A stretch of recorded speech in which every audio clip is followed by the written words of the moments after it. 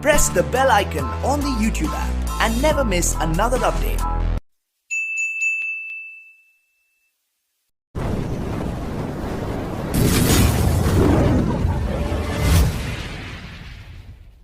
लिखते हैं laws of reflection of light on the basis of wave theory और Huygens principle. Wave theory और Huygens principle दोनों लिख लीजिए। वेव थ्योरी और हाइजेंस प्रिंसिपल।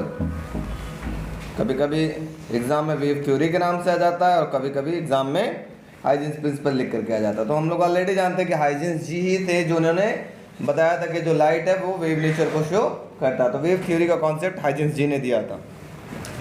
तो सबसे पहले मेन तो है डायग्राम, ठीक है। डायग्राम समझिएगा, मैं कुछ तरीके से समझा रहा हूँ, छापने के चक्कर में भी मत पड़िएगा। सब लोग रुक जाइए, समझ लीजिए, समझ लेंगे काम बन जाएगा, ठीक है।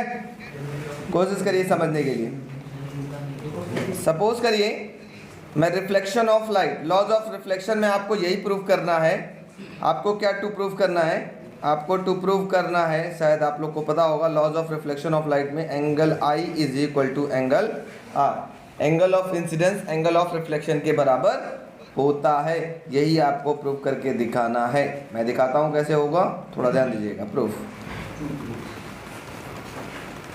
ठीक है। इसके लिए मुझे सबसे पहले ज़रूरत पड़ेगी डायग्राम की, तो मैं बना लेता हूँ डायग्राम अपना।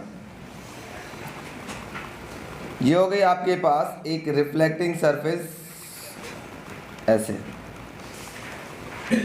प्लेन मिरर बोलो चाहे कुछ भी बोलो, ठीक है। रिफ्लेक्टिंग सरफेस, इस पे पैरेलल बीम ऑफ लाइट आई इस प्रकार से। ये आ रही है रेज, पैरेलल है, ठीक है। इस प्रकार से ये रेज आ रही है।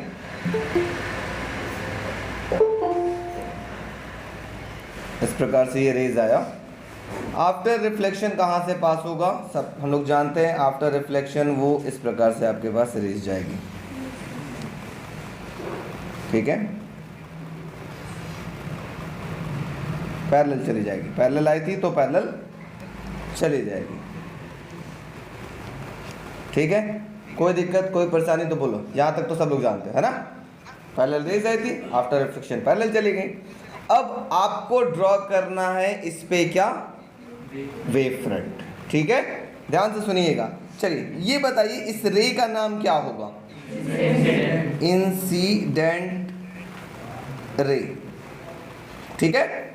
इस रे का नाम क्या होगा? Reflected ray.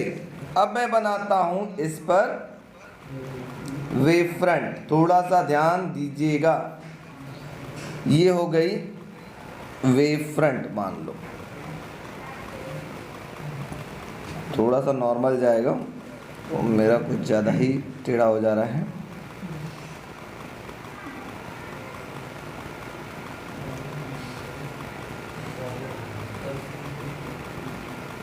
ठीक है। ये जो आपके पास पर्पल कलर का दिख रहा है, ये आपके पास क्या है? Wave front. थोड़ा सा चौड़ा बना लेते हैं, अच्छा लगेगा। इस वेव फ्रंट का नाम क्या होगा बच्चों? आप लोग बता सकते हो इस वेव फ्रंट का नाम क्या होगा? इंसिडेंट वेव फ्रंट, ठीक है। इसका नाम होगा इंसिडेंट वेव फ्रंट।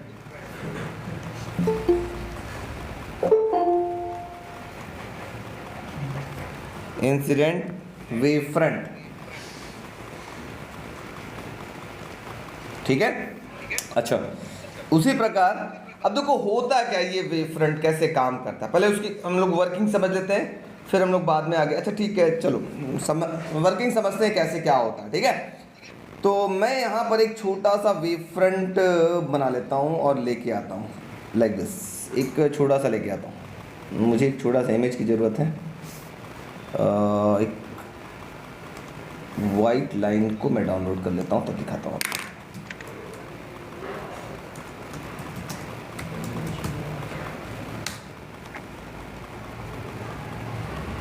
ठीक है,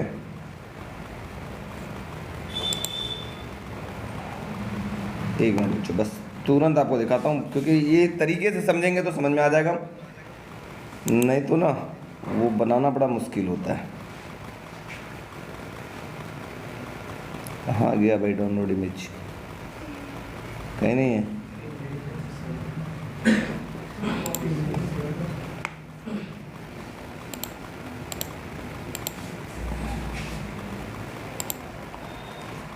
ठीक है, मैं इसको बुला देता हूँ यहाँ पर।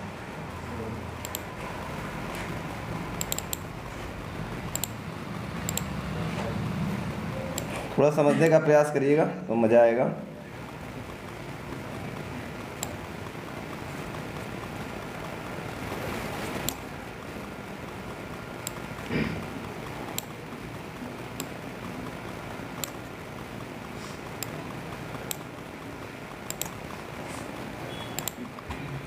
चलो, अब मेरे पास इसको मैं बनाता हूँ वेव फ्रंट। ये ऑरेंज को इसको हटाता हूँ पर्पल को, क्योंकि ना घुमाने के लिए जब घुमाएंगे तो दिखेगा नहीं। थोड़ा समझने का प्रयास करना बच्चों, कोशिश करना, प्रयास करोगे तो समझ जाओगे।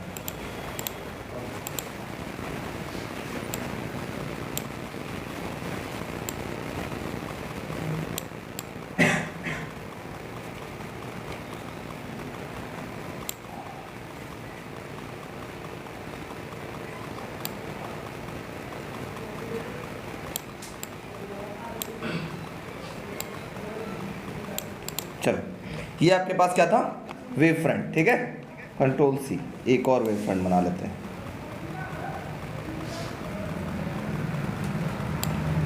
ये भी आपके पास कौन सा वेव फ्रंट हो गया, इंसिडेंट वेव फ्रंट। ठीक है, कंट्रोल वी, और इस तरह से आप बहुत सारे वेव फ्रंट बना सकते हैं, इंसिडेंट वेव फ्रंट। ठीक है, कोई दिक्कत। अब ये होता है क्या बच्चों, ये डिस्टर्बेंस ऐसे आ रहा है, ये जो डिस्टर्बेंस है ना ऐसे आ रहा है, ऐसे आ रहा है, ऐसे आ रहा है, ऐसे आ रहा है, देखो ऐसे आ रहा है, ये ऐसे आएगा। ये जैसे ही यहाँ पर आएगा, अब क्या होगा, मतलब जैसे ही सरफेस से एक एंड टकराई तो दूसरा एंड क्या करेगा बताओ, मेरी बात समझो। मैं यहाँ से इसको हटा देता हूँ, इसको भूल जाओ, कोशिश करो समझने की जो बात मैं बताना चाह रहा हूँ। ये जो डिस्टर्बेंस है ये ऐसे आ रही है, डिस्टर्ब, इसको भी हटा लो, अभी कोई ज़रूरत नहीं, बाद में ज़रूरत पड़ेगी दिखाएंगे। ये ऐसी आ रही है, ऐसे आ रही है, ऐसे आते आते आते आते देखो आ रही है, दिख रही है ना बच्चों, आते आते आते ये जो नीचे वाला पोर्शन है देखो, ये तो सरफेस से टकरा गई, अब ये और नीचे तो आ नहीं सकती, लेकिन ऊपर वाले को भी और आना है, नीचे आना है कि नहीं आना है, तो ये क्या करेगा, ये नीचे वाला पोर्शन इधर की ओर बढ़ने लगेगा, ऐसे ऐसे। ये देखो, ये पोर्शन इस पे चलने लगेगा, रिफ्लेक्टेड रे पे चलने लगेगा, कुछ इस प्रकार। देखो मतलब ये जो पोर्शन है, ये जो पोर्शन है, ये वाला पोर्शन जो है वो इस वाले भी लाइन पे आगे चलता रहेगा, लेकिन ये पोर्शन क्या है वो इधर चलता रहेगा। मतलब ये अब ऐसे ही बढ़ता रहेगा, ऐसे ऐसे ऐसे ऐसे ऐसे ऐसे। मतलब ये पोर्शन जब यहाँ आएगा तो ये पोर्शन उठ करके यहाँ चला जाएगा। मेरी बात समझने का कोशिश किए, क्या हो रहा है, फिर से समझो, बहुत इंपॉर्टेंट चीज़ है, यही चीज़ समझ में आपको आना चाहिए। जैसे देखो दो पोर्शन है, एक ये एंड ए है और एक एंड बी है, मान लो, ठीक है। बी तो सरफेस से टकरा गया, अब टकरा गया तो ये तो रिफ्लेक्ट होगा, बी वाला जो डिस्टर्बेंस वो रिफ्लेक्ट होगा, लेकिन ए वाला भी सरफेस से नहीं टकराया, जैसे सरफेस से टकराएगा तब तो रिफ्लेक्ट होगा, है कि नहीं।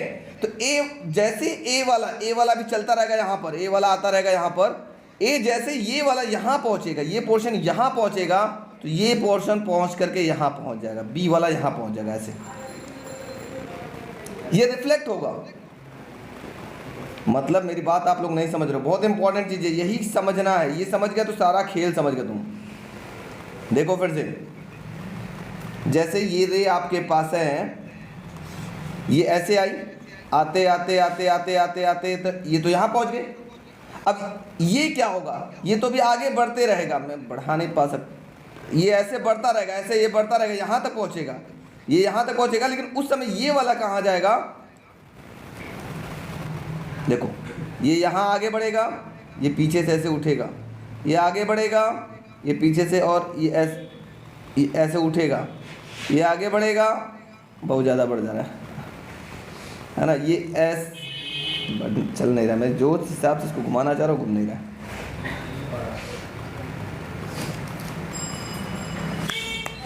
इसके लिए बच्चों ना मैं आप लोग को एंड बटन दबा देता हूँ, ओरिजिनल कैमरे पे आता है। एक चीज़ दिखाता हूँ, ध्यान से देखना, कोशिश करना समझने के लिए, समझ जाओ पूरा।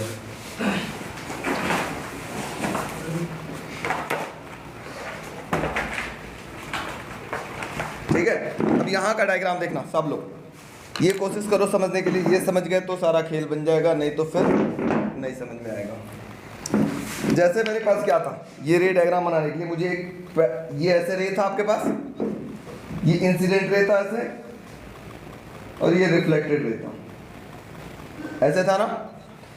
अब मेरे पास क्या था, कोशिश करिएगा समझने के लिए। ये आपके पास क्या था, इसको क्या बोलोगे आप, वेव फ्रंट। ये वेव फ्रंट कुछ छोटा सा वेव फ्रंट में ढक्कन भी बहुत बड़ा पड़ जाएगा भाई। ये सही है, ये सही है, ये भी बहुत बड़ा है। छोटा पेन है, हाँ हाँ लाओ लाओ लाओ लाओ, शाबाश फेंको। देखो देखो देखो देखो बच्चा, ध्यान समझो, मैं जो बात बताना चाह रहा हूँ ना उसको बस समझ लोगे तो काम बन जाएगा। ये ऐसे चल रहा था डिस्टर्बेंस, नीचे वाला डिस्टर्बेंस तो टच कर गया, लेकिन ऊपर वाला डिस्टर्बेंस ऐसे जाएगा और ये इस रे पे ऐसे चलने लगेगा, ऐसे ऐसे, ये यहाँ पहुँचेगा, ये ऐसे पहुँचेगा। मेरी बात अब समझ में आई?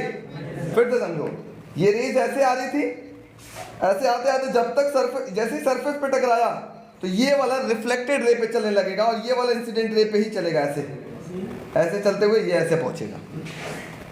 मेरी बात समझ में आई? वीडियो वालों दिख रहा है कि नहीं? नहीं?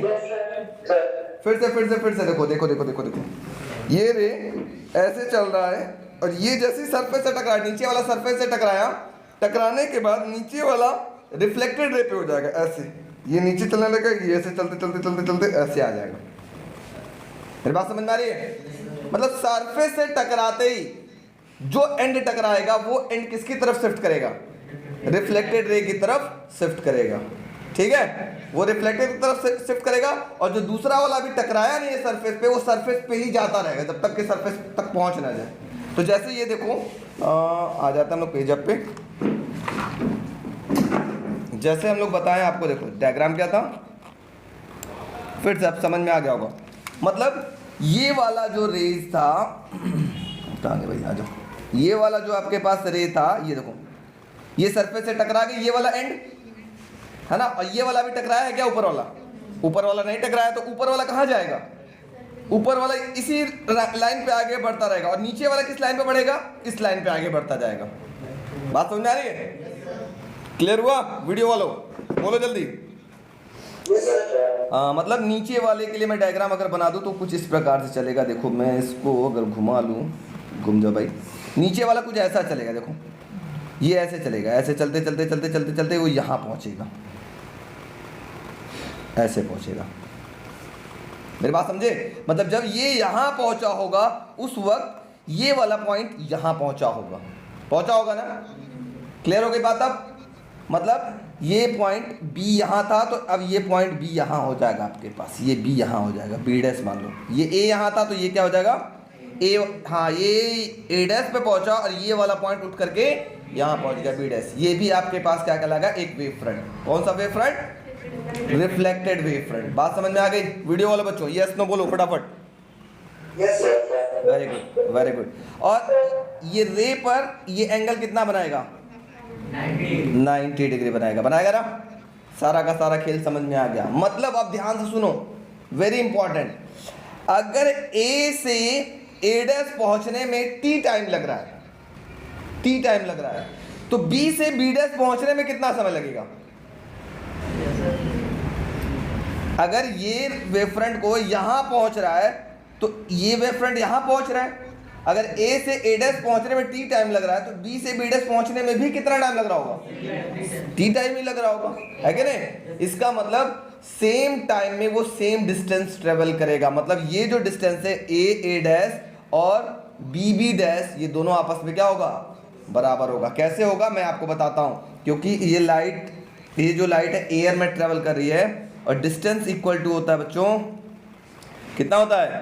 Speed into time.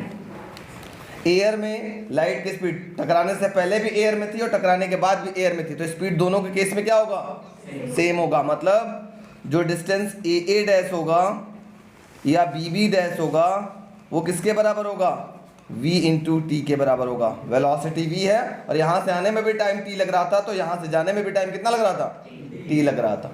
बात समझ में आ गई वीडियो वालों, यस नो? ठीक है, मतलब इस रे डायग्राम को आप चाहो तो थोड़ा सा और बहुत सारे इसमें आप वेव फ्रंट बना सकते हो, आपकी मर्जी। कंट्रोल सी कंट्रोल वी, मैं लो बहुत सारे वेव फ्रंट बना लेता हूँ, बहुत सारे वेव फ्रंट बना लेता हूँ, आपकी मर्जी, जितना चाहो उतना बना लो, कोई रोक टोक नहीं है। आप चाहो इसको भी बना लो, कंट्रोल सी कंट्रोल वी। ये कौन सा वेव फ्रंट कहलाएगा, वेरी गुड। इस वेव फ्रंट का नाम, एनसीईआरटी में सिर्फ एक ही वेव फ्रंट बना करके छोड़ दिया होगा, लेकिन आपकी मर्जी, आप एक बनाओ, दो बनाओ, तीन बनाओ, जितना बनाना बना सकते हो। तो इसका नाम होगा रिफ्लेक्टेड वेव फ्रंट। अब समझ में आया ये कहानी क्या था, मेन यही ये घुमाने वाला तरीका नहीं समझ में आएगा तो काम गड़बड़ होगा। मतलब ये यहाँ बढ़ता रहेगा, ये इधर बढ़ता रहेगा, तो ये वाला पॉइंट इधर बढ़ता रहेगा ऐसे, जितना ये इधर बढ़ेगा उतना ये इधर बढ़ेगा। अगर टी टाइम में ये सरफेस पे पहुंचता है तो टी टाइम में ये कहीं और पहुंच चुका होगा, बी डैश पे पहुंच चुका होगा या कहीं भी पहुंच चुका होगा, पहुंचा होगा ना। तो डिस्टेंस दोनों क्या करेंगे, इक्वल ट्रेवल करेंगे, क्योंकि लाइट एयर में ही ट्रेवल करे, टकराने से पहले और टकराने के बाद भी एयर में ही है। तो एयर में लाइट की स्पीड कितनी होती है, 3 × 10⁸ मीटर पर सेकंड। इसका मतलब वेलोसिटी टकराने से पहले और टकराने के बाद दोनों की वेलोसिटी क्या होगी, सेम होगी। ठीक है, रुक जा बच्चे, बनाना भी, बनाने का मौका देंगे, घबराओ नहीं। ठीक है, अब रिफ्लेक्शन ऑफ लाइट के केस में आपने पढ़ा था, ये इंसिडेंट रे थी, ये नॉर्मल था और ये रिफ्लेक्टेड रे था। तो नॉर्मल और इंसिडेंट रे के बीच का एंगल ऑफ इंसिडेंस कहलाता था। उसी तरह से नॉर्मल और रिफ्लेक्टेड रे के बीच का एंगल ऑफ रिफ्लेक्शन कहलाता था। लेकिन यहां पर एंगल बनाएगा कौन, वेव फ्रंट और सरफेस। वेव फ्रंट और सरफेस के बीच का एंगल जो भी होगा वो कहलाएगा। जैसे मेरी बात समझिए, जैसे ये इस वेव फ्रंट का नाम क्या है, ये वाला वेव फ्रंट का नाम क्या है, जल्दी बोलो। इंसिडेंट वेव फ्रंट, और ये सरफेस है, तो इनके बीच का ये एंगल क्या होगा, जल्दी से बोलो। ये पूरा वेव फ्रंट और सरफेस के बीच का एंगल, ये कौन सा वेव फ्रंट है, इंसिडेंट वेव फ्रंट है, और ये सरफेस है, इनके बीच का एंगल कहलाएगा एंगल ऑफ इंसिडेंस। बात समझ में आ गई। उसी प्रकार ये बताओ कौन सा वेव फ्रंट है, ये वेव फ्रंट का नाम क्या है, reflected wave front. Reflected wave front है और ये सरफेस है, इनके बीच का ये एंगल क्या कहलाएगा, एंगल ऑफ रिफ्लेक्शन, आर। बोलो बच्चों, कोई तकलीफ? मतलब वेव फ्रंट के केस में जो एंगल बनता है वो किसके किसके बीच में बनता है, हाँ, सरफेस और वेव फ्रंट के बीच का एंगल। ठीक है, अच्छा चलो अब देखो, लगाना बहुत सिंपल एकदम, मतलब आपको angle I equal to angle R proof करना बहुत सिंपल। मेन डायग्राम पे खेलता और डायग्राम समझने का खेलता। तो हम दो ट्रायंगल ले लेते हैं, इन ट्रायंगल ए बी और ए डैश, ए बी और ए डैश, एंड ट्रायंगल ले लेते हैं बी बी डैश ए डैश। ऐसा लिख सकते हैं। हमको कॉन्ग्रुएंसी दिखाना है। कॉन्ग्रुएंसी पढ़ा है क्या? कॉन्ग्रुएंसी क्या होता है, दो एंगल या दो साइड या तीन एंगल या तीनों साइड आपस में इक्वल दिखा देते हैं तो दोनों ट्रायंगल क्या होंगे, कॉन्ग्रुएंट होंगे। तो उनके करस्पॉन्डिंग पार्ट आपस में क्या होते हैं, इक्वल होते हैं कि नहीं, बाय CPCT आप जो नियम जानते हैं। ठीक है, तो देख लेते हैं ये कॉन्ग्रुएंट है कि नहीं दोनों ट्रायंगल। देखो पहले angle A is equal to angle B, sorry angle A is equal to angle B dash. ये दोनों एंगल आपस में बराबर है, क्यों 90 डिग्री ईच। लिख सकते हैं क्या?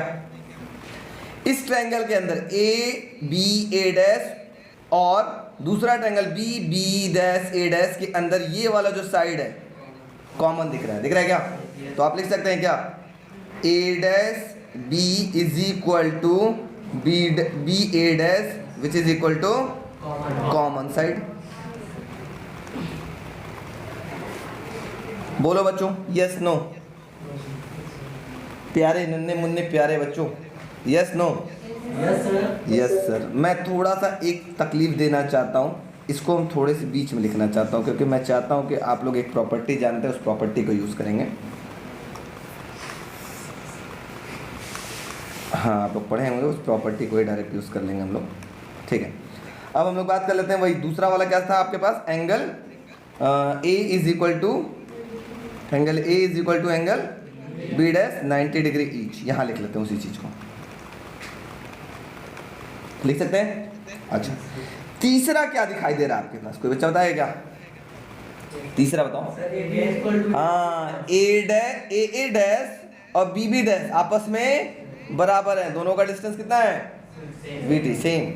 तो आप लिख सकते हैं ए डैश, सॉरी कहाँ है, A dash is equal to B dash which is equal to A dash equal to B dash equal to V into T, दोनों की, ठीक है। सर ए बी होगा, सर ए बी और ए डैश बी डैश हैं sir, A B और A dash B dash होगा sir, equal होगा ए बी और ए डैश बी डैश, हाँ sorry A B and A dash B dash, ये इसके बराबर होगा। नहीं बच्चा तुम लोग ना, तुम तो और गधा हो। अरे ये जब यहाँ पहुँचा तो ये यहाँ पहुँचा है ना, ये ए डैश पे पहुँचा तो बी कहाँ पहुँचा था, बी डैश पे, तो ए डैश और बी डैश आपस में बराबर होगा ना, ये डिस्टेंस के बराबर ना होगा। कौन है? अच्छा ठीक है। तो therefore triangle A B A dash congruent to triangle B B dash A dash by which criteria? RHS। या कभी कभी कुछ बच्चे बोलते हैं ये साइड दिख रहा है, ये एंगल दिख रहा है, ये साइड दिख रहा है, तो साइड एंगल साइड भी बोल सकते हैं, है कि नहीं? अगर दोनों ट्रायंगल कॉन्ग्रुएंट है, अब ध्यान से सुनो, अगर दोनों ट्रायंगल कॉन्ग्रुएंट, ये ट्रायंगल और ये ट्रायंगल दोनों कॉन्ग्रुएंट है, तो इस ट्रायंगल के अंदर एंगल आई पड़ रहा है और इस ट्रायंगल के अंदर एंगल आर पड़ रहा है, क्या दोनों आपस में बराबर होंगे? तो लिखोगे therefore angle I is equal to angle R by, ये बहुत बजाते थे तुम लोग, सी पी टी। समझ में आया? आदित्य बोल लो सर, ए बी और ए डैश बी डैश करना समझने के लिए। लॉज ऑफ, अब हम बात कर लेते हैं second one, refraction of light. Refraction of light on the basis of wave theory. आइए देखते हैं, कोशिश करते हैं समझने के लिए। कोशिश करना बच्चों, कोशिश करने वालों की कभी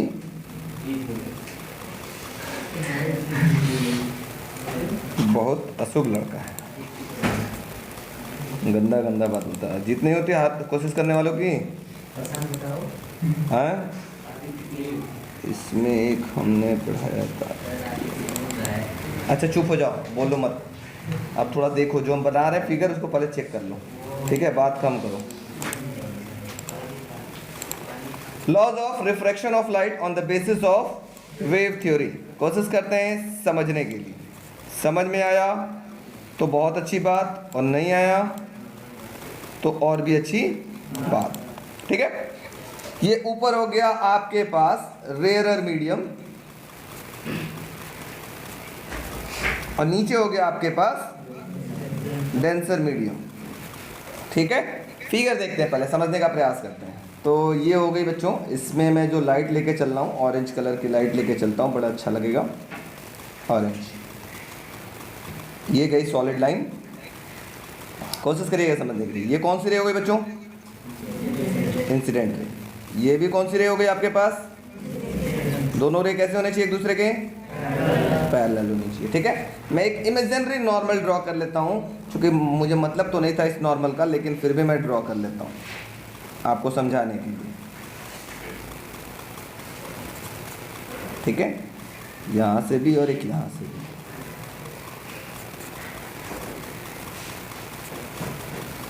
ऐसे मैंने एक नॉर्मल ड्रॉ कर लिया। अब चूंकि यहाँ लाइट रेयर मतलब एयर में था, एयर में लाइट की स्पीड v1 होगी, और डेंसर मीडियम मान लो ये वाटर है, उस समय लाइट की स्पीड इसके अंदर क्या होगी? v2 होगी। अब मुझे कोई बच्चा ये बता दो, लाइट की स्पीड ज़्यादा कहाँ होगी, एयर में या मीडियम, डेंसर मीडियम में? रेयर मीडियम में लाइट की स्पीड ज़्यादा होगी। It means V1 is greater than V2। दिमाग में बैठा लो, इतनी बात बढ़ गई। अब लाइट किस मीडियम से किस मीडियम की तरफ जा रहा है बच्चों, जल्दी से बताओ। रेयर से डेंसर, तो लाइट किसकी तरफ बेंड होगा, टुवर्ड्स नॉर्मल। थोड़ा सा अगर हम इसको ऐसा ले लिया जा रहे ना तो ठीक है, बड़ा ले लिया जाए तो दिखाई देगा अच्छे से, ठीक है। अब लाइट नॉर्मल की तरफ बेंड होगी लाइक दिस, ऐसा। ये भी ऐसे जाएगी, ये भी ऐसे जाएगी।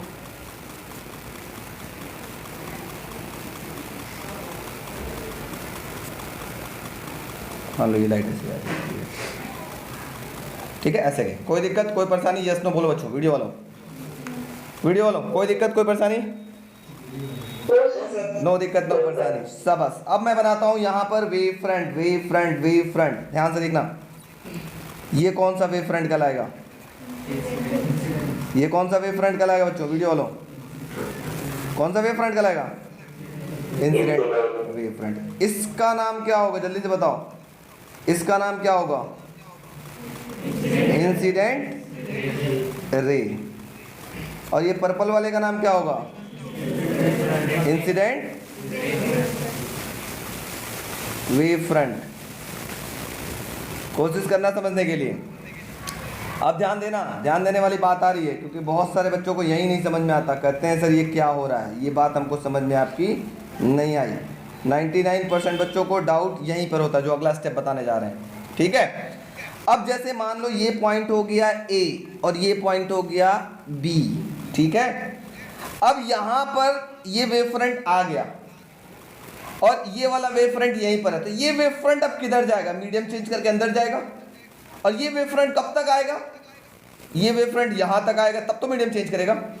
मतलब जब ये वेव फ्रंट, जब ये वाला वेव फ्रंट अंदर पहुंचा होगा, यहां पहुंचा होगा, मान लेते हैं पहुंचने में टाइम T लिया, यहां से यहां तक पहुंचने में टाइम T लिया, तो ये वेव फ्रंट उतने ही टाइम में कहीं ना कहीं अंदर घुसा होगा, दूसरे मीडियम में घुसा होगा कि नहीं घुसा होगा, बोलो बच्चों, वीडियो वालों, इस मीडियम में आया होगा कि नहीं। तो माना, देखो ध्यान से सुनना, क्योंकि इस मीडियम में लाइट की स्पीड ज़्यादा है तो ये ज़्यादा डिस्टेंस ट्रेवल करेगा, और ये वेव फ्रंट T टाइम में ये यहाँ पहुँचा तो ये T टाइम में थोड़ा कम डिस्टेंस ट्रेवल करेगा, यहाँ पहुँचेगा C डैश पे। मेरी बात समझिए, क्यों कम डिस्टेंस से यहाँ ट्रेवल किया, क्योंकि यहाँ लाइट की स्पीड कम थी और यहाँ लाइट की स्पीड ज़्यादा थी, इस वजह से वो ज़्यादा डिस्टेंस ट्रेवल किया। टाइम दोनों में सेम लिया, यहाँ से यहाँ तक आने में भी T और यहाँ से यहाँ तक आने में भी T, लेकिन यहाँ डिस्टेंस कम क्यों हुआ, यहाँ लाइट की स्पीड कम थी, ठीक है।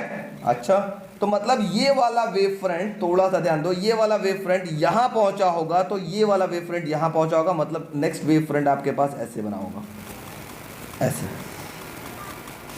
इस वेव फ्रंट का नाम क्या होगा, जल्दी से बता दो कोई बच्चा, रिफ्रैक्टेड वेव फ्रंट। और इस रे का नाम क्या होगा, जल्दी से बता दो, इस रे का नाम क्या है, रिफ्रैक्टेड रे। और इस वेव फ्रंट का क्या नाम होगा, रिफ्रैक्टेड वेव फ्रंट। अब क्वेश्चन ये अराइज होता है, सर ये कितना डिस्टेंस ट्रेवल किया होगा यहां से यहां तक आने में, कोई बच्चा बता सकता है। तो डिस्टेंस इक्वल टू बच्चों हम लोग जानते हैं स्पीड इनटू टाइम टेकन, होता है कि नहीं। डिस्टेंस इक्वल टू क्या होता है, distance equal to speed into time taken. तो यहां से यहां तक आने में टाइम T ले रहा था, और किस स्पीड से चल रहा था इस मीडियम में, जल्दी बताओ, इस मीडियम में स्पीड क्या था, V1। तो डिस्टेंस कितना कवर किया, V1T। उसी तरीके से यहां पे बात किया जाए, इस मीडियम में टाइम कितना लिया, T लिया, क्योंकि यहां से यहां तक आने में भी टाइम T लिया था, और किस स्पीड से वेव फ्रंट यहां चल रहा था, V2। तो यहां डिस्टेंस कितना ट्रेवल करेगा, V2T। कोई तकलीफ, वीडियो वाले बच्चों, यस नो जल्दी बोलो, वीडियो वाले बच्चों। V2T थोड़ा सा दिख नहीं रहा है तो मैं इसको डार्क कलर से लिख देता हूँ, V2T। ये भी नहीं दिख रहा है, ये तो दिख रहा है, V2T। अब आता है भाई एंगल बनाना है सर, तो एंगल किसके किसके बीच में बनेगा, वेव फ्रंट और सरफेस के बीच में। चलो अब अकॉर्डिंग टू चंदन लॉ बात तो हमारी थोड़ी थोड़ी आप लोग को पल्ले पड़ रही है। तो ये वेव फ्रंट का नाम क्या हुआ, इंसिडेंट वेव फ्रंट, और ये हो गया सरफेस, इनके बीच का ये एंगल क्या कहलाएगा, एंगल ऑफ इंसिडेंस। कोई तकलीफ, कोई दिक्कत वीडियो वालों, यस नो? ये आपके पास सरफेस थी, देखो ये सरफेस थी, ठीक है, बस स्ट्रेट लाइन में बनाने के लिए मैं इसका इस्तेमाल कर लेता हूँ। ये आपके पास सरफेस थी, ये थी ना सरफेस। उसी प्रकार बच्चों आप बताओ एंगल ऑफ रिफ्लेक्शन किधर होगा, देखिए कौन बच्चा बता लेता है। ये हो गया reflected wave front, refracted wave front, और ये हो गया सरफेस, इनके बीच का ये एंगल क्या कहलाएगा, एंगल ऑफ रिफ्रैक्शन आर। कोई तकलीफ, कोई दिक्कत, यस नो? बोलो बच्चों, वीडियो वालों, कोई दिक्कत? ये हो गया हाँ रिफ्रैक्टेड वेव फ्रंट, और ये हो गया सरफेस, इनके बीच का एंगल कहलाएगा एंगल ऑफ रिफ्रैक्शन। बात समझ में आ गई? चलो इस रे डायग्राम को बना लो, बाकी डेरिवेशन तो हम लोग कल देख लेंगे, सिंपल है, कल देख लिया जाएगा इसको। क्या है आपके पास डायग्राम, हम लोग कल का समझ चुके थे। इंसिडेंट रे आई थी, आपने ये पर्पल कलर का आपने क्या ड्रॉ किया था, इंसिडेंट वेव फ्रंट।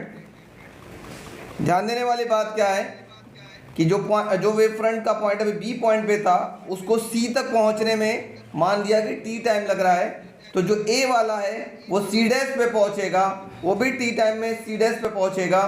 लेकिन चूंकि यहाँ पर लाइट की स्पीड कम थी, इस वजह से ये कम डिस्टेंस ट्रेवल करेगा और यहाँ पर ज़्यादा डिस्टेंस ट्रेवल करेगा, ठीक है। दूसरा कॉन्सेप्ट हमने बताया था इसमें कि जो वेव फ्रंट होता है, जो सरफेस होता है, उनके बीच का एंगल को हम लोग हमेशा कंसिडर करते हैं, तो ये कहलाएगा एंगल ऑफ इंसिडेंस।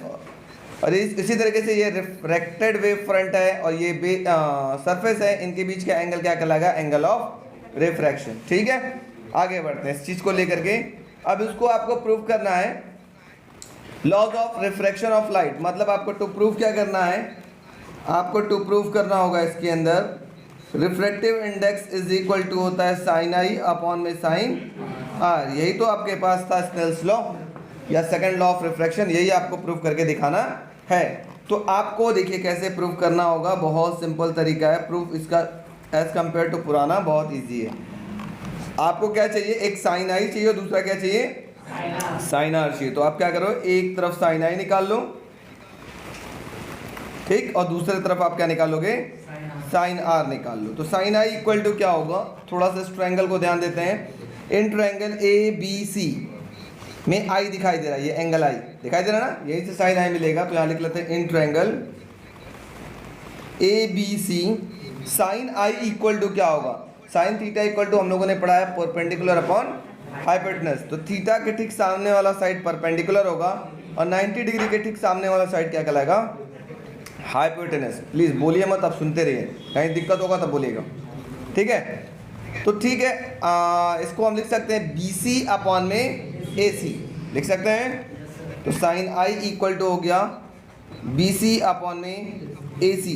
तो साइन आई बी सी की वैल्यू क्या है बच्चों, बी सी हो गया परपेंडिकुलर और ए सी हो गया था हाइपोटेनस। 90 डिग्री के ठीक सामने वाला हाइपोटेनस होता है, थीटा के ठीक सामने वाला परपेंडिकुलर होता है। तो बी सी की वैल्यू क्या है, V1t, बी सी की वैल्यू है V1t अपॉन में ए सी की वैल्यू कुछ नहीं है, तो ए सी रहने देते हैं, क्वेश्चन नंबर 1 बोल लेते हैं। कोई दिक्कत, कोई तकलीफ, नो सर। उसी तरीके से साइन आर की बात करें तो साइन आर इक्वल टू क्या मिलेगा, थोड़ा सा ध्यान देना।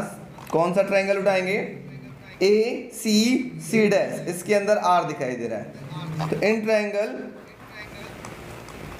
ए सी सी डैश उठाते हैं, ठीक है। इन ट्रायंगल ए सी सी डैश क्या मिलेगा, साइन आर इक्वल टू होगा परपेंडिकुलर अपॉन में बेस। तो थीटा के ठीक सामने वाला है परपेंडिकुलर हो जाएगा और 90 डिग्री के ठीक सामने वाला क्या हो जाएगा, हाइपोटेनस हो जाएगा। तो परपेंडिकुलर हो गया ए सी डैश अपॉन में हाइपोटेनस क्या होगा, ए सी। तो लिख सकते हैं ए सी डैश अपॉन में ए सी। तो जल्दी से बताओ बच्चों, sine are equal to A C dash क्या था, ए सी डैश क्या था, V2 into T, V2t upon में ए सी। इक्वेशन नंबर इसको हम बोल लेते हैं सेकंड। दोनों को डिवाइड कर लेते हैं, लिखेंगे dividing equation 1 and 2, we get, हमें क्या मिलेगा, इधर हो गया साइन आई अपॉन में sine are equal to sine i की वैल्यू है V1t अपॉन में AC और साइन आर की वैल्यू है बच्चों आपके पास V2t अपॉन में AC। AC से AC कैंसिल और T से T कैंसिल, क्या मिला V1 अपॉन में V2। इसको आप ऐसे भी लिख सकते हो साइन I अपॉन में sine R equal to V1 क्या है बच्चों, मैं आपको याद दिला दूं तो V1 है speed of light in air और V2 क्या है speed of light in a medium. ठीक है, तो आप यहाँ लिख लेना V1 की जगह पे speed of light in air और नीचे क्या है बच्चों speed of light in V2 क्या है speed of light in medium.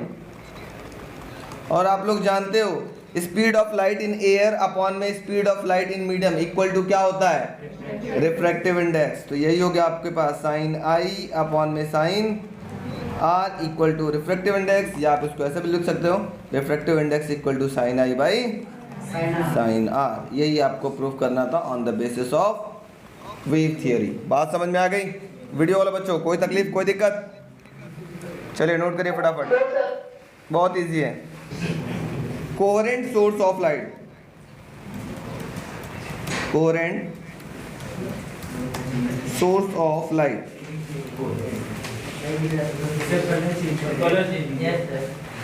Coherent source of light.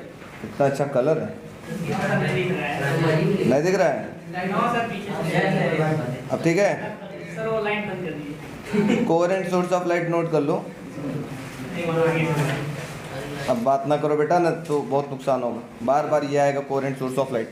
ठीक है, कोशिश करिएगा समझने के लिए, पहले समझ लो फिर उसके बाद आराम से लिखते रहना, कोई दिक्कत परेशानी नहीं होगा। समझ लो, ठीक है। अब मैं जो एक एग्जाम्पल बताने जा रहा हूँ, पहले उस एग्जाम्पल को समझो, उसके बाद कोहेरेंट अपने आप समझ में आ जाएगा कहानी क्या था। पहले तो जान लो कोहेरेंट सोर्स ऑफ लाइट क्या होता है, उसके बाद कहानी भी एग्जाम्पल भी दे देता हूँ। ये दो सोर्स ऑफ लाइट है, एक ये है S1 और ये है S2। ये कोहेरेंट तब कहलाएंगे जब इनका वेवलेंथ दोनों बराबर हो जाए, इनकी फ्रीक्वेंसी बराबर हो जाए, या इनका फेज बराबर हो जाए, मतलब फेज का मतलब एंगल, या इनका फेज डिफरेंस का मतलब होता है यही फाई माइनस फाई रिमेन्स कैसा हो जाए कांस्टेंट हो जाए। अगर ऐसा होता है तो इन दो सोर्स ऑफ लाइट को हम बोलते हैं coherent source of light. Two source of light are said to be coherent. ये कब कोहेरेंट होंगे? If they have same wavelength और सेम फ्रीक्वेंसी और इन द सेम फेज और having constant phase difference. Difference हो रहा है ना, माइनस हो रहा है, माइनस का मतलब डिफरेंस, माइनस करोगे 5 माइनस 5 क्या होगा 0। अगर ये 2 5 होता तो 2 5 माइनस 2 5 क्या होता, फिर से 0 आता, हमेशा कांस्टेंट आता, एक जैसा ही आता है कि नहीं। तो ऐसे दो सोर्स ऑफ लाइट जिनका वेवलेंथ सेम हो, फ्रीक्वेंसी सेम हो, या सेम फेज में हो, या उनका फेज डिफरेंस कांस्टेंट हो, ऐसे दो सोर्स को हम बोलते हैं coherent source of light. Wavelength same हो का मतलब इन दोनों लाइट की कलर सेम हो, ये तो होता है वेवलेंथ सेम होने का। देखो इसी वजह से येलो येलो बना है। अच्छा, ऐसा कब हो सकता है?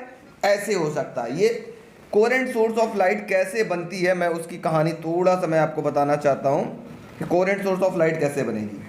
तो सपोज करो मैंने एक यहाँ पर ये लिया एक कार्डबोर्ड, अभी हम लोग पढ़ेंगे यंग्स डबल स्लिट एक्सपेरिमेंट, बड़ा इंपॉर्टेंट है, थोड़ी देर बाद आएगा तो बहुत इंपॉर्टेंट है। 3 नंबर का न्यूमेरिकल्स कंफर्म 220% गारंटी के साथ विद डेरिवेशन आता है। ठीक है, तो सपोज करो मैंने एक येलो कलर की लाइट यहाँ लगाई, सपोज करते हैं, और एक छोटा सा विंडो है। हमने क्या किया, यहाँ पर 2 विंडो और बना लिया है, ये हो गई एक और ये हो गई दूसरा। येलो कलर ना रख करके मैं यहाँ पे ब्लू कलर रख रहा हूँ, क्योंकि येलो येलो ये भी बनाया, सब मिक्स हो जाएगा। ये ब्लू कलर है, ब्लू कलर का मैंने एक सोर्स ऐसे रख दिया। ठीक है बच्चों, कोशिश करिएगा समझने के लिए। अब इसमें से लाइट का कलर क्या निकलेगा, जल्दी पहले बताओ, कैसा निकलेगा? ब्लू ही निकलेगा। अब यही लाइट पहुंचेगी इस विंडो तक, तो यहाँ से भी कलर कौन सा निकलेगा? ब्लू। और यहाँ से भी कलर कौन सा निकलेगा? ब्लू। मतलब ये भी एक सोर्स की तरह से बिहेव करने लगेगा, और ये जो होल है, ये स्लिट है, ये भी एक सोर्स की तरह से बिहेव करने लगेगा। अब दोनों से जो लाइट एमिट हो रही है, क्या इन दोनों का वेवलेंथ सेम है कि नहीं, कलर सेम है कि नहीं, है ना, है ना। अच्छा, कलर तो सेम हो गया। दूसरी चीज, सर फेज डिफरेंस नहीं समझ में आया, क्या सेम है? देखो दूसरी चीज फेज, अभी हम लोग थोड़ी देर बाद इसको पढ़ेंगे, लेकिन अभी मैं आपको हिंट दे रहा हूं, बस जस्ट याद रखिएगा। ये देखो, ये निकला आपके पास ब्लू कलर का क्रेस्ट, यहाँ भी पहले क्रेस्ट निकलेगा, क्रेस्ट, फिर ये हो जाएगा ब्लू कलर का ही ट्रफ होगा, लेकिन मैं कलर अलग चेंज कर देता हूँ, ये ट्रफ हो गया इसका, ये ट्रफ, फिर क्या होगा, क्रेस्ट, फिर क्रेस्ट, फिर इसके बाद ट्रफ, इसका भी ट्रफ, इसका भी ट्रफ। मतलब फेज डिफरेंस मैं ये बताना चाह रहा था कि ये जो वेव स्टार्ट कहाँ से हुआ था, देखो ये भी क्रेस्ट से और ये भी क्रेस्ट से, इसका मतलब ये क्रेस्ट है और ये भी क्रेस्ट है, दोनों का क्रेस्ट है, दोनों का फेज कैसा दिख रहा है, सेम दिख रहा है, ठीक है। यही मैं कहने का तात्पर्य था कि भैया अगर ऐसी सोर्स ऑफ लाइट जिनका वेवलेंथ सेम हो, फ्रिक्वेंसी सेम हो, या फेज डिफरेंस या सेम फेज में हो, या कांस्टेंट फेज डिफरेंस हो, ऐसे दो सोर्स ऑफ लाइट को हम क्या बोलते हैं, कोहेरेंट सोर्स ऑफ लाइट। अब इसमें बताओ, इस S1 को कोहेरेंट बोलोगे या यहाँ वाला S1 और S2, अच्छा इसको तुम S बोल लो, नॉट S1, चलो तुम अब बताओ किसको कोहेरेंट सोर्स ऑफ लाइट बोलोगे, S1 और S2 को, है कि नहीं, क्योंकि दो सोर्स ऑफ लाइट, इन दोनों का फेज डिफरेंस सेम है, वेवलेंथ सेम है, फ्रिक्वेंसी सेम है, सब कुछ सेम है, कोहेरेंट सोर्स ऑफ लाइट। बात समझ में आ गई वीडियो वालों, yes no, yes sir, very good. तो व्हाट इज कोहेरेंट, अगर इन दोनों में से कोई एक चीज डिफरेंट हो जाए, मान लो यहाँ λ1 हो गया या λ2 हो गया, तो क्या ये कोहेरेंट सोर्स ऑफ लाइट कहलाएगा, नहीं, तब ये इनकोहेरेंट सोर्स ऑफ लाइट कहलाएगा। इनकोहेरेंट सोर्स ऑफ लाइट में क्या होगा, देखो एकदम फिगर में बना के आपको समझा देता हूँ, ठीक है, लेकिन इनकोहेरेंट पढ़ना नहीं है, लेकिन मैं आपको फिर भी समझा देता हूँ। मैं यहाँ पर देखो कोहेरेंट सोर्स में क्या था, हाँ, कोहेरेंट सोर्स ऑफ लाइट में सिंगल पेरेंट सोर्स था, यही पेरेंट सोर्स की वजह से ये दो अलग अलग सोर्सेज बने थे, इंडिविजुअल सोर्स बने थे। लेकिन इन कोहेरेंट सोर्स में दो इंडिविजुअल सोर्स अलग अलग हो जाएंगे, मतलब ऐसे, यहाँ एक ब्लू कलर का लाइट मैंने फिर से लगा दिया, ऐसे ब्लू है, यहाँ भी ब्लू है, ये दो अलग अलग सोर्स हो गए, ये SM बोल लो, इसको SN बोल लो, दो अलग अलग source.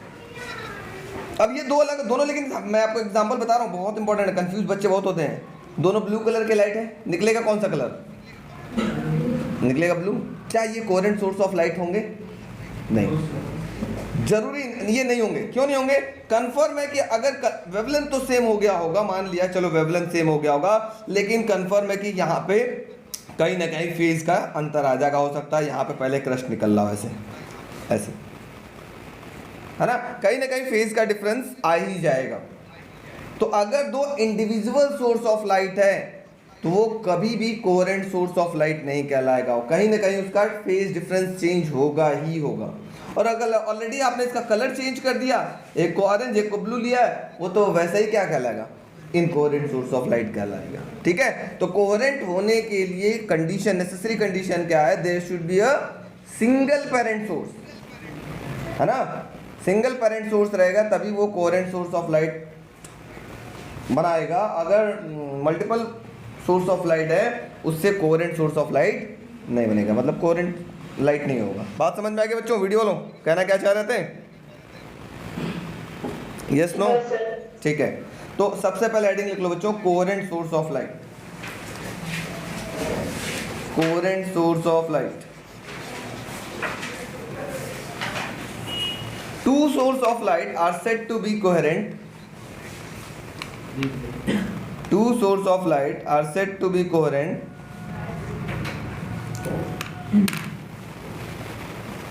if they have same wavelength,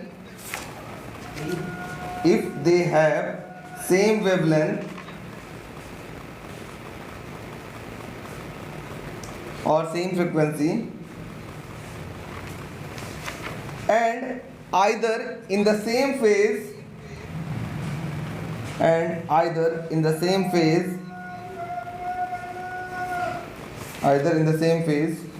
or having constant initial phase difference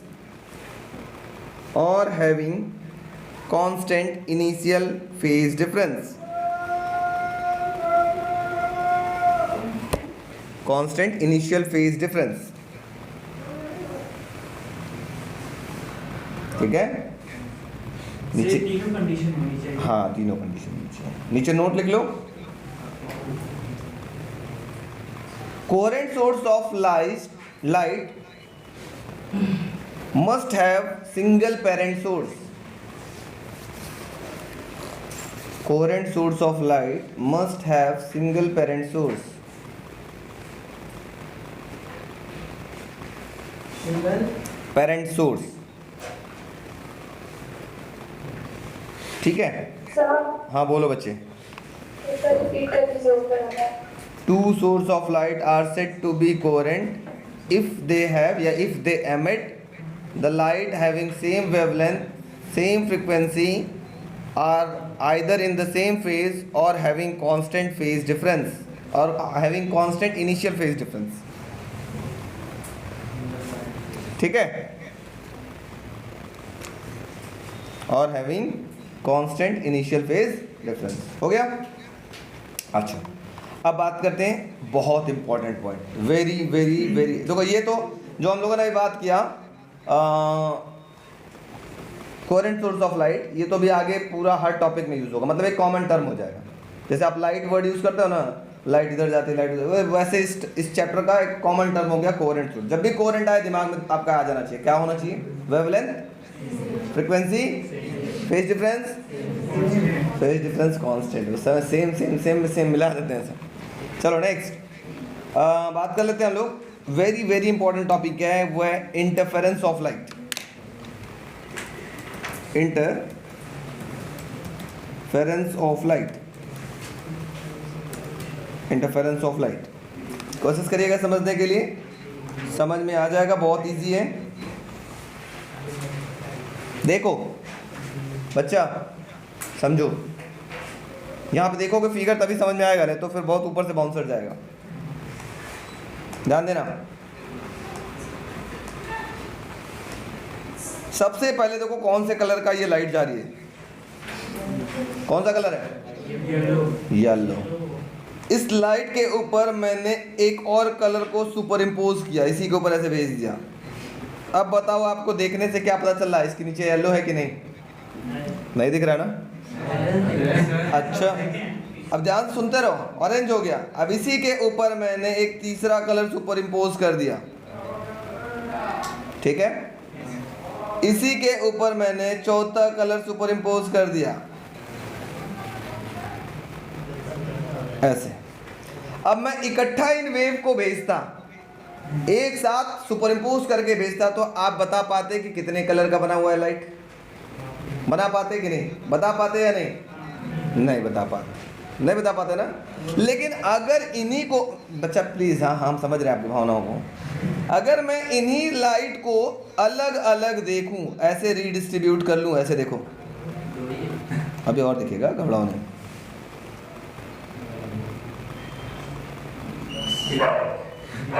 चिपक गया भाई,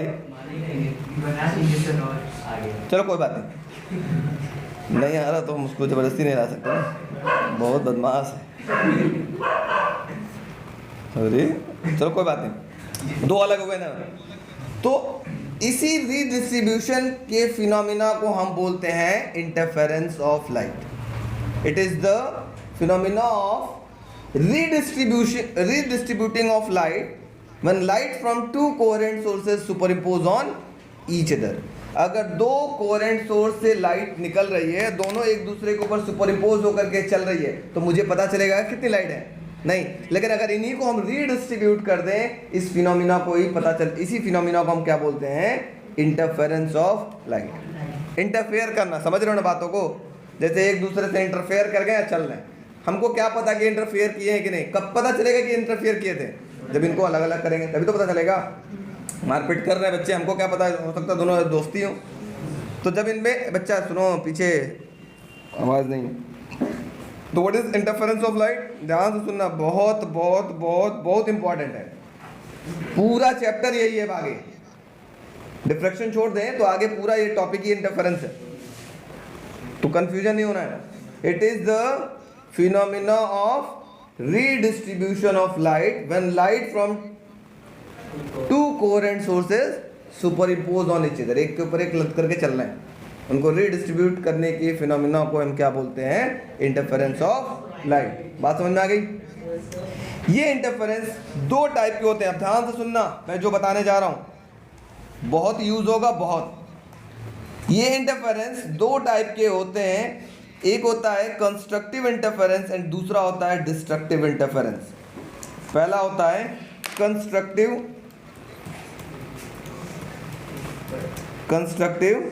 इंटरफेरेंस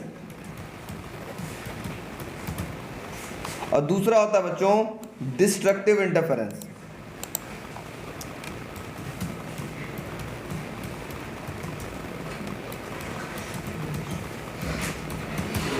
स्पेलिंग गड़बड़ है ना, कोई टाइप करो, हो सकता मे भी स्पेलिंग, चलो ठीक है। एक कंस्ट्रक्टिव इंटरफेरेंस एंड दूसरा डिस्ट्रक्टिव इंटरफेरेंस। समझने का प्रयास करिएगा, समझ में आ जाएगा तो मजा आएगा, नहीं तो फिर रोते रहोगे, बार बार ये आएगा। ठीक है, कंस्ट्रक्टिव नाम से पता चला यहाँ कुछ ना कुछ कंस्ट्रक्ट होगा, और डिस्ट्रक्टिव पता चल रहा है यहाँ कुछ ना कुछ डिस्ट्रॉय होगा, है ना। तो बात करते हैं सबसे पहले कंस्ट्रक्टिव इंटरफेरेंस की। तो ये हो गई मेरी कंस्ट्रक्टिव इंटरफेरेंस की कहानी। सपोज करो मैं एक ग्राफ बनाता हूँ लाइक दिस।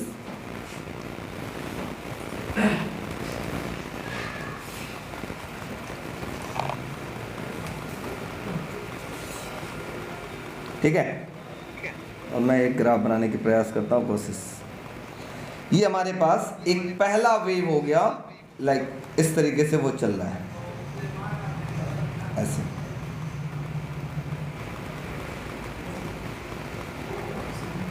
ठीक है, ये फर्स्ट वेव होगा, इसका डिस्प्लेसमेंट है y1, जिसको एम्पलीट्यूड बोलते हैं। Highest displacement from the mean position is known as amplitude. ठीक है, अच्छा, ये मेरा दूसरा वेव है, ये दूसरा कोई वेव है, वो ऐसे चल रहा है ऐसे।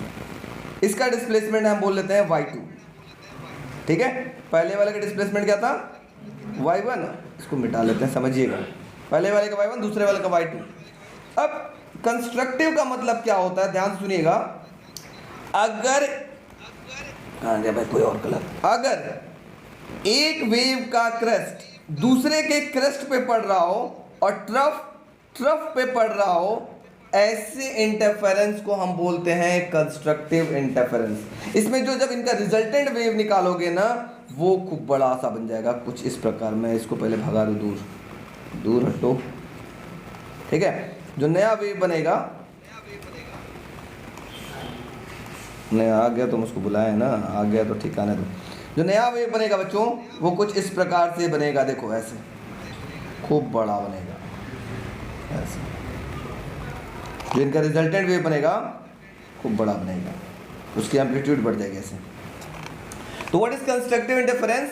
अगर crest of one wave falls on the crest of other, एक का क्रेस्ट दूसरे के क्रेस्ट पे पड़ रहा हो और ट्रफ पे पड़ रहा हो, ऐसे इंटरफेरेंस को हम क्या बोलते हैं? Constructive interference. यहाँ जो रिजल्टेंट वेव बन रहा है उसकी एम्पलीट्यूड बढ़ जा रही है या घट जा रही है? बताओ, ये बढ़ जा रही है। यहाँ पर जो रिजल्टेंट होता है वो मैक्सिमम हो जाता है। रिजल्टेंट जो होगा वो आर बोलते हैं, आर से रिप्रेजेंट करते हैं, रिजल्टेंट एम्पलीट्यूड बढ़ जाती है। ठीक है, इसको बोला गया कंस्ट्रक्टिव इंटरफेरेंस। दूसरा होता है डिस्ट्रक्टिव इंटरफेरेंस। ये क्या होता है ये भी देख लेते हैं हम लोग, इसका भी ग्राफ हम लोग प्लॉट कर लेते हैं। डिस्ट्रक्टिव इंटरफेरेंस, ठीक है, इसका भी ग्राफ हम लोग प्लॉट करके देखते हैं क्या होता है। कोशिश करिएगा समझने के लिए। ठीक है, ये हमारे पास पहली वेव थी इस प्रकार,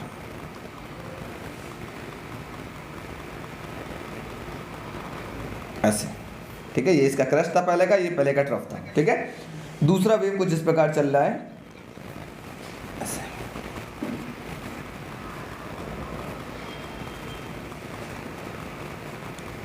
मतलब पहले का क्रस्ट दूसरे के किस पे पड़ रहा है, ट्रफ पे, और इसका भी क्रस्ट देखो तो किस पे पड़ रहा है, ट्रफ पे। मतलब अगर क्रस्ट ट्रफ पे पड़ रहा हो या ट्रफ क्रस्ट पे पड़ रहा हो तो रिजल्टेंट एम्पलीट्यूड क्या होगा, रिजल्टेंट एम्पलीट्यूड हो जाएगा ये चीज, देखना कहाँ गया भाई, कौन सा कलर ले लें, ये चलो, रिजल्टेंट एम्पलीट्यूड हो जाएगा ये,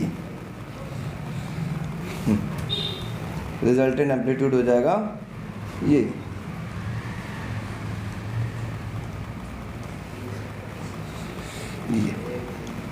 कैसा हो गया एम्पलीट्यूड, मिनिमम, है ना। तो यहाँ पर रिजल्टेंट एम्पलीट्यूड या रिजल्टेंट इंटेंसिटी भी हम लोग क्या बोलते हैं, मिनिमम हो जाता है, आर मिन हो जाता है। इंटेंसिटी भी हम लोग आगे भी बात करेंगे, इंटेंसिटी क्या होता है। तो अब कंस्ट्रक्टिव और डिस्ट्रक्टिव इंटरफेरेंस समझ में आ गया, वैसे ही देख करके। कंस्ट्रक्टिव क्या था, एक वेव का क्रस्ट दूसरे के क्रस्ट पे पड़े या ट्रफ पे पड़े, ऐसे इंटरफेरेंस को क्या बोलेंगे, कंस्ट्रक्टिव, जिसके वजह से इसका रिजल्टेंट एम्पलीट्यूड क्या हो जाएगा, बढ़ जाएगा, मैक्सिमम नया कंस्ट्रक्ट हो रहा है। डिस्ट्रक्टिव में क्या हो रहा है, एक वेव का क्रस्ट दूसरे के ट्रफ पे गिर रहा हो और ट्रफ क्रस्ट पे गिर रहा हो, ऐसे पड़ रहा हो, तो ऐसे इंटरफेरेंस को हम क्या बोलते हैं, डिस्ट्रक्टिव इंटरफेरेंस। यहाँ रिजल्टेंट एम्पलीट्यूड क्या हो जाता है, मिनिमम। बोलो वीडियो वाले बच्चों, कोई दिक्कत, कोई परेशानी, yes no, no sir, very good. तो हेडिंग लिख लो, interference of light, interference of light, it is the phenomena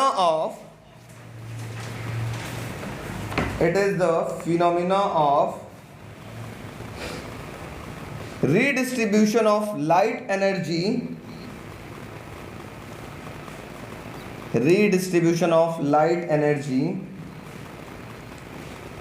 due to the superposition of light,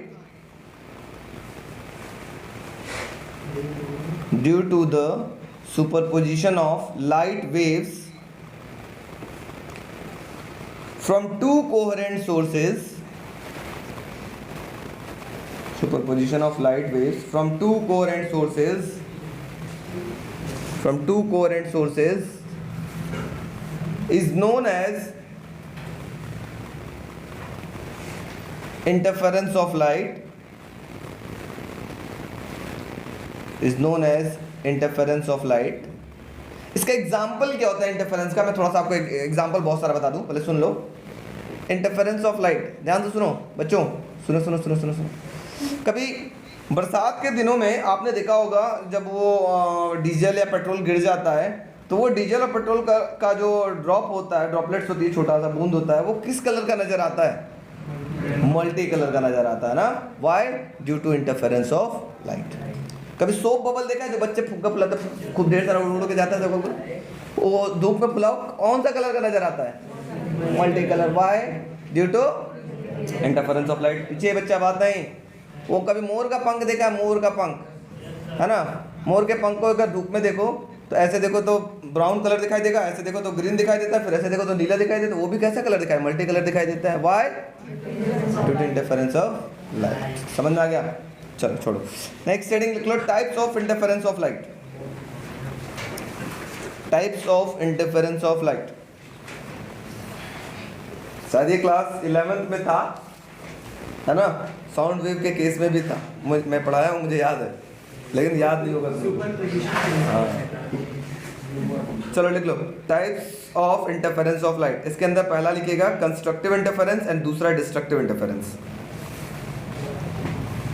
पहला लिखिएगा कंस्ट्रक्टिव इंटरफेरेंस एंड दूसरा डिस्ट्रक्टिव इंटरफेरेंस। अब पहला हेडिंग लिख लीजिएगा कंस्ट्रक्टिव इंटरफेरेंस। एक मिनट सर, तेज बोल रहे हैं, इसी स्पीड से आपको एग्जाम में लिखना होगा। चलिए कोई बात नहीं, छोड़ के अपने आप ही आ जाते हो, है ना। आता हुआ क्वेश्चन जब छोड़ते हो तो बहुत दुख होता है। अच्छा ठीक है, बाद में बात करेंगे, आप लोग बहुत बतियाते हो। चलो नोट करो, constructive interference. If the crest of one wave, if the crest of one wave falls on the crest of other,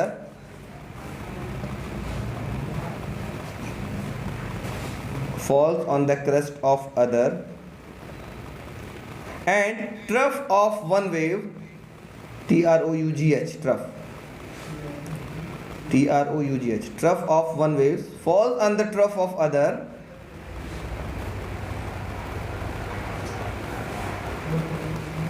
falls on the trough of other, is called constructive interference. Is called constructive interference. नीचे note लिखिएगा इसी में.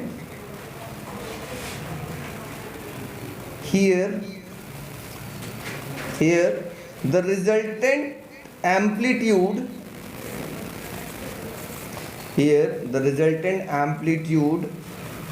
and the resultant intensity of light is maximum, and the resultant intensity of light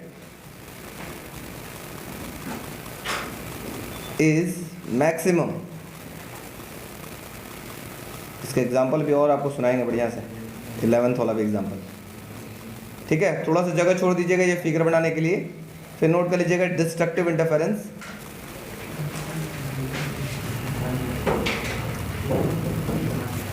थोड़ा सा जगह छोड़ दीजिएगा ये फिगर बनाने के लिए, कंस्ट्रक्टिव वाला देख लीजिए और डिस्ट्रक्टिव इंटरफेरेंस लिख लीजिए.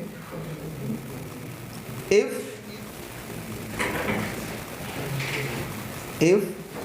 the crest of one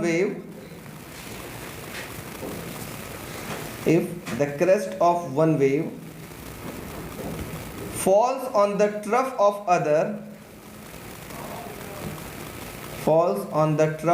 other,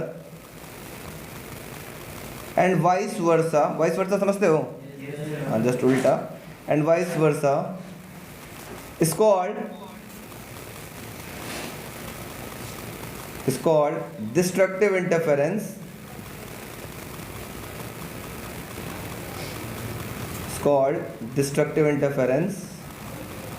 इसके नीचे भी नोट लिख लीजिएगा. Here the resultant amplitude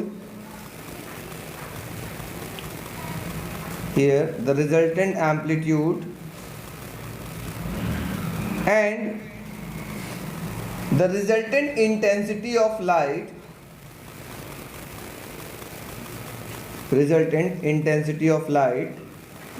is minimum.